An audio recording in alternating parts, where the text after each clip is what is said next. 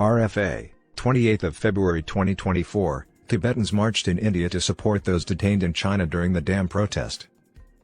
China presently unlawfully occupies Tibet and is exerting every effort to subjugate the indigenous population and eradicate their culture.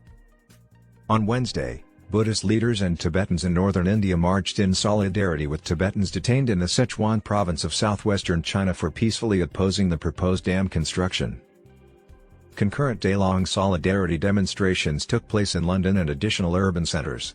The sizable Buddhist community expressed concerns in Ladakh, Jammu and Kashmir regarding the potential submersion of several noteworthy monasteries adorned with murals dating back to the 13th century due to the dam project.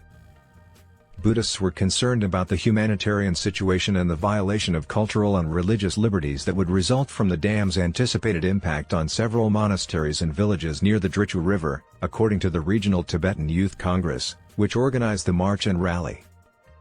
More than 1,000 Tibetans, including monks and residents, from Dej County in the Kurds Autonomous Tibetan Prefecture of Sichuan were apprehended by police on February 23.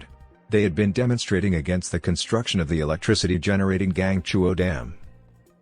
According to sources who spoke with RFA, if constructed, the power station might submerge monasteries in Deja's Wangbuding municipality and force the relocation of at least 2 villages near the Drichu River. President of the youth wing of the Ladakh Buddhist Association Lay, Rigzin Dorji, stated that the ongoing environmental devastation and human rights violations perpetrated by the Chinese Communist government require immediate attention. The speaker emphasized the interdependence of Buddhist communities worldwide and the collective obligation to demonstrate solidarity with the Tibetan people as they contend for freedom, dignity, and justice. Collective dedication. The rally, according to Lobsang Sering, Vice President of the Regional Tibetan Youth Congress of Ladakh, is a demonstration of support and solidarity for Tibetans in Dej County who were confronted with oppression and difficulties. Sering stated, "It represents a collective determination to resist oppression, advocate for human rights, and safeguard Tibetan culture and identity amidst challenging circumstances."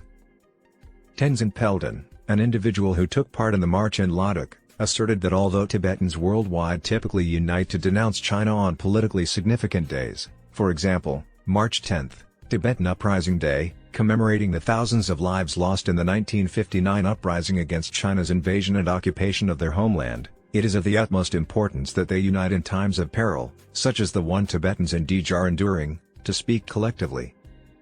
"I urge all Tibetans in exile to continue raising awareness on online platforms about the plight of Tibetans in Dej County and to not give up hope," she said. Additional demonstrations ensued in Beer Village and Clement Town in India, as well as in London, where Tibetans gathered in front of the Chinese embassy to demand an immediate halt to the dam construction, express solidarity with the Dej County protesters, and demand the release of the detainees. Tibetan residents of Kamderj, Dej County, have exposed images and videos of the protest to the outside world, risking arrest and torture, the Tibetan Community UK said in a statement.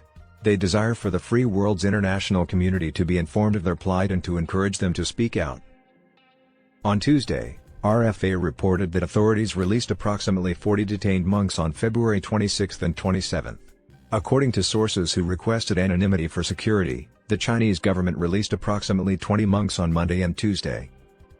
Human Rights Watch also demanded on Wednesday that the Chinese government liberate the detained Tibetan monks without delay. The Chinese government has historically exhibited hostility towards public demonstrations, however, their reaction becomes particularly severe when Tibetans and other ethnic groups participate in these protests, said Maya Wang, the acting China director of the organization, in a statement. She stated, "Other governments should exert pressure on Beijing to release these protesters, who are unlawfully detained for exercising their fundamental rights."